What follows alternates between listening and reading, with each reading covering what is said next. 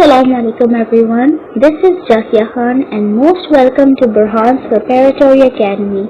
Up till now English के काफ़ी lectures upload हो चुके हैं and today our topic is active and passive voice. Active passive voice is actually not that difficult जितना difficult इसको बना दिया जाता है. अगर इसके concepts आप समझ लें so it is not that difficult. तो definition से शुरू करते हैं. Voice is a form of verb that shows whether a person or saying does something. Yes, voice actually एक verb होती है जो हमें ये बताती है कि subject ने या तो कोई action perform किया है या subject के ऊपर कोई action perform किया गया है. अब इसको आसान अल्फाज में देखें तो when a verb shows that subject has done something उसको हम बोलते हैं active voice. जब सब्जेक्ट कोई एक्शन परफॉर्म करता है उसको एक्टिव वॉइस बोला जाता है और जब सब्जेक्ट के ऊपर कोई एक्शन किया जाता है उसको हम बोलते हैं पैसिव वॉइस. पैसिव वॉइस में ऑब्जेक्ट पे फोकस किया जाता है while in active voice action and subject पे फोकस किया जाता है. ऑलराइट, इसकी स्ट्रेटजी देख लेते हैं. अगर वो देख लें तो और इजी हो जाता है.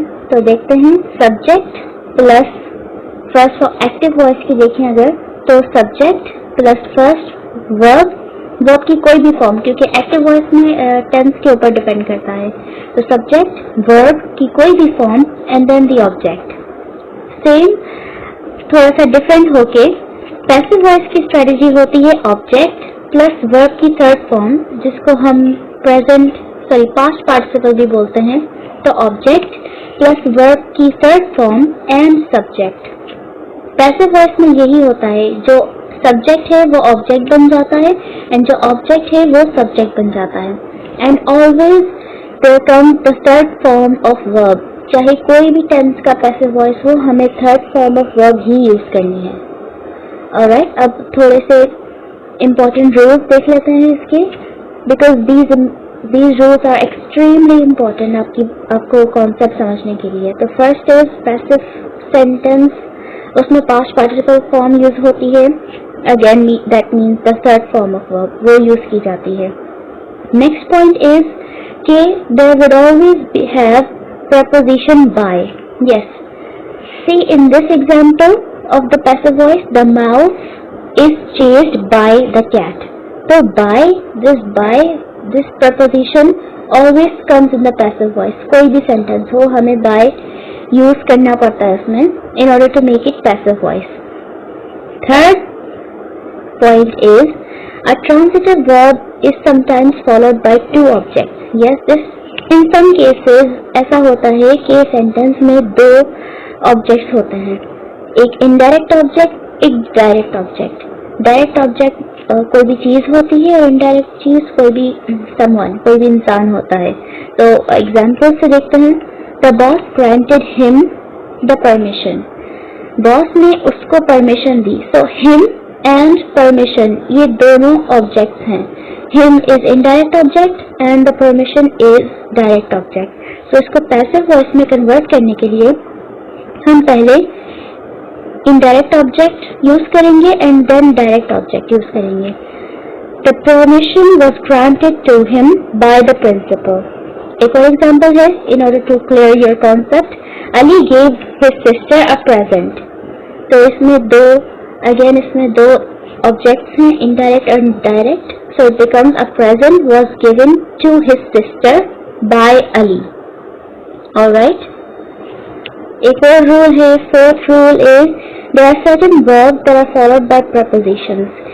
ऐसे बहुत सारे verbs होते हैं जिनके साथ लाजमी कोई ना कोई preposition attached होता है.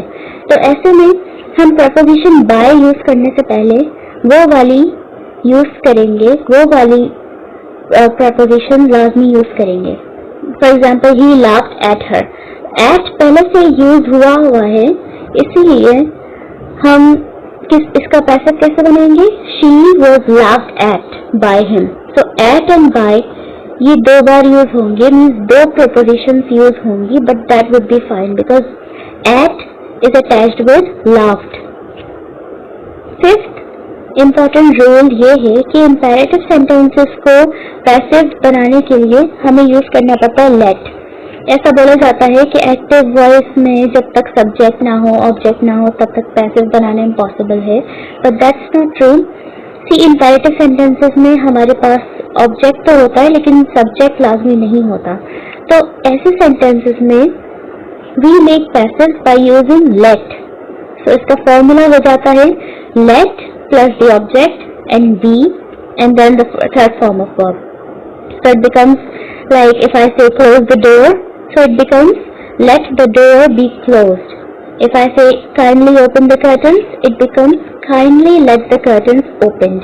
So that's the formula of making imperative sentences into passive voice. अब चलते हैं कुछ tenses पे because tenses बहुत जरूरी होते हैं। ज़्यादातर क्वेश्चन यही से आते हैं कि आप टेंसेस को किस तरह से अलग अलग टेंसेस को पैसिव वॉइस में चेंज कैसे करते हैं। तो फर्स्ट देख लेते हैं present simple tense. Present simple tense इसका तो नाम ही सिंपल है, so that means it's really easy.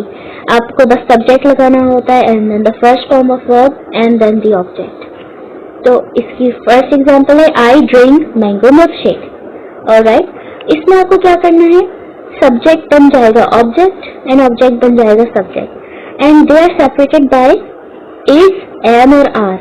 क्योंकि ये सिंपल प्रेजेंट है तो इसलिए इज, एम और आर हम लगा देते हैं in the passive voice. So it becomes mango milkshake is drunk by me. Third form of verb use की जाएगी as I already told you. हर टेंस में पैसिव वॉइस में थर्ड फॉर्म ऑफ वर्ब या पास्ट पार्टिसिपल फॉर्म ही use की जाएगी। Next is the reporters analyse the news reports. Reporters analyse करते हैं न्यूज रिपोर्ट्स को, so it's passive voice becomes the news reports are analysed by the reporters. Simple. देखिए, अगर is and are जब हम पैसिव वॉइस में use करते हैं तो that is according to the object. अगर ऑब्जेक्ट सिंगुलर है so we use is just like in a mango milkshake, और अगर ऑब्जेक्ट प्लूरल होगा तो we use are, similar just like in the reports. Third is she knows all the secrets. अब secrets is plural so we will use are. All the secrets are known by her. Next tense पे चलते हैं, simple past tense, that is exactly like simple present tense, बस is, am और are की जगह passive sentences में is, am और are की जगह we will use was and were. It's very simple. Now first देखते हैं the factory fired many workers last night. Means factory ने बहुत सारे वर्कर्स को कल रात को फायर किया। फायर मतलब निकाला। ऑलराइट, मैं इसका पैसिव वॉइस बन जाता है many workers were fired. Workers plural है so that's why we write were fired by the factory last night. अब लास्ट नाइट इसमें एक्टिव वॉइस में लास्ट में आया है इसलिए पैसिव वॉइस में भी लास्ट में आ जाएगा, no issue. Next is Nasir delivered an outstanding lecture, so it's passive voice becomes an outstanding lecture was delivered by Nasir. इसका थर्ड देख लेते हैं because it seems a bit difficult. Yesterday 2 street dogs bit him badly. अब जहाँ पे adverb use हो, adverb of manner like badly, nicely, तो passive voice में वो थर्ड फॉर्म ऑफ वर्ब से पहले आ सकता है। Just like in this one, he was badly bitten by the street dogs. Street dogs ने उसको कल रात बहुत बुरा काटा था। ऑलराइट, सो ये हो गया simple past tense. Simple future tense देखते हैं। इसकी फर्स्ट एग्जांपल, सिंपल फ्यूचर भी काफी सिंपल है, जस्ट लाइक हम विल यूज करते हैं एक्टिव वॉइस में, सो इसकी पैसिव वॉइस में जस्ट विल बी यूज होगा, विल बी के साथ third form of verb. Examples देखते हैं। He will drive a truck tomorrow. इसका पैसिव बनेगा the truck will be driven by him tomorrow. Sana will water the plants will be watered by Sana. The teachers will evaluate the results after 2 days. See, अगर मुश्किल sentence हो या बड़ा sentence हो तो डरने की जरूरत नहीं है, because if you know the concept तो सॉल्व करना बिल्कुल मुश्किल नहीं होता. तो इसका बन जाएगा the results will be evaluated according to the formula. The results will be evaluated by the teachers after 2 days. Sentence makes sense as well, और formula के according भी होगा तो easy रहेगा. चलें अब present continuous tense पे चलते हैं. Continuous tense में ये difference है कि active voice तो इसका easy है कि कोई भी subject उसके साथ ing, is-am-are, ing और फिर object. Like in the first sentence, we are painting a large wall. अब passive voice में क्या होता है? In continuous tense हम use करते हैं being ताकि पता चले कि active voice को passive बनाया गया है. Being use करने से we get to know that. तो इसका बन जाता है a large wall is being painted by us. A large wall is being painted by us. Next देखते हैं the crew is preparing the ship. Crew वो होता है जो मेंबर्स होते हैं शिप के, जो शिप सेल करने में हेल्प करते हैं. तो it becomes the ship is being prepared by the crew. Same चीज है, थर्ड फॉर्म ऑफ वर्ब आएगी, इज है तो इज आएगा, सब्जेक्ट प्लूरल है तो आर आएगा. बस बीच में if you know that in the active voice ING form use की गई है प्रेजेंट के साथ, तो हम पैसिव वॉइस में बीइंग यूज करना है. Next the teacher is answering all the students. इसका बन जाता है the students are being answered by the teacher. I hope it's clear. Next पे चलते हैं पास्ट कंटिन्यूअस टेंस. सेम है, जस्ट डिफरेंस है यही कि पास्ट कंटिन्यूअस टेंस है तो वर्ब आएगा, वर आएगा. इसके एग्जाम्पल्स देख लेते हैं बिकॉज एग्जाम्पल्स से चीजें समझना बहुत आसान हो जाता है. First is they were lighting the fire. वर हमें कैसे पता चला कि पास्ट कंटिन्यूअस टेंस है? बिकॉज वर यूज किया गया है in ING form. So it becomes the fire was being lit. Light की थर्ड फॉर्म लिट होती है. So the fire was being lit by them. Next Fiza was cleaning the vacuum. The vacuum was being cleaned by Fiza. इसका last, the mother was washing the goblets gently because goblets को gently wash किया जाता है. Goblets are very fragile actually, that's why they're kind of fancy glasses. तो इसका बन जाता है the goblets, object पहले, the goblets were being gently washed by mother. Simple according to the formula. अब नेक्स्ट पे चलते हैं present perfect tense. Present perfect tense वही होता है जिसमें हैड आता है, सॉरी हैज आता है, हैव आता है, समथिंग दैट द एक्शन जो कंप्लीट हो चुका है. इसकी एग्जांपल देखते हैं. The hunters have killed the tiger. तो इसमें सेम चीज है लेकिन सेम चीज as in continuous, but the difference is perfect tense में हम बीइंग की जगह बीन लगाते हैं, BEEN, been. So it becomes the tiger has been killed by the hunters. Next देखते हैं my friend's mother has baked the donuts.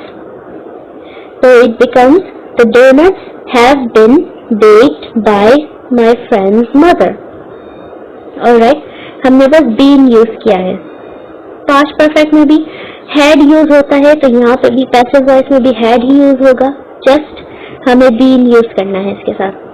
The example देखते हैं. The physics class had viewed a comet. Comet, physics class में एक comet देखा जो आसमान में टूटते तारे टाइप होते हैं.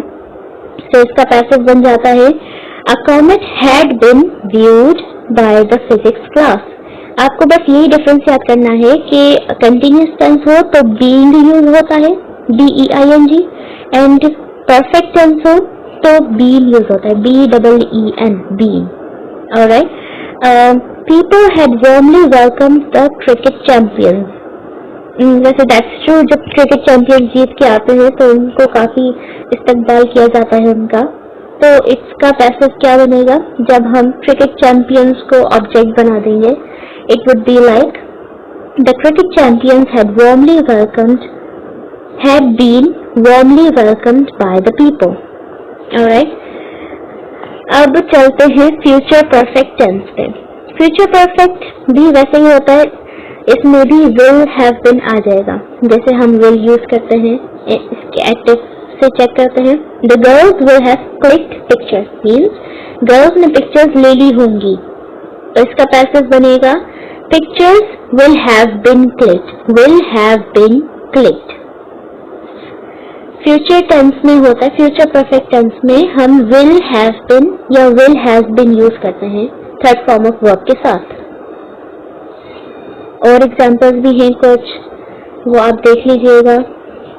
और बोनस इंफॉर्मेशन ये है कि there are actually 12 tenses in English grammar, लेकिन सिर्फ 8 टेंसेस के साथ ही हम active voice passive voice use कर सकते हैं, और बाकी 8 एक्टिव वॉइस बाकी 8 टेंसेस के साथ हम पैसिव वॉइस नहीं कन्वर्ट कर सकते उसमें. उसका रीजन ये है कि चलो देखें कि अगर प्रेजेंट परफेक्ट कंटिन्यूअस है वो कैसे यूज किया जाता है. I have been doing this, तो इसका पैसिव कैसे बनेगा? I have been being doing. So it doesn't make much sense. इसलिए ग्रामेरियंस ने कहा है कि फिलहाल जो 8 आपके पास है टेंसेस, उन्हीं के आप पैसिव बनाएं और इन बाकी चारों को रहने दें. Alright, I hope this active voice passive voice is clear, and see you in the next lecture. Allah Hafiz.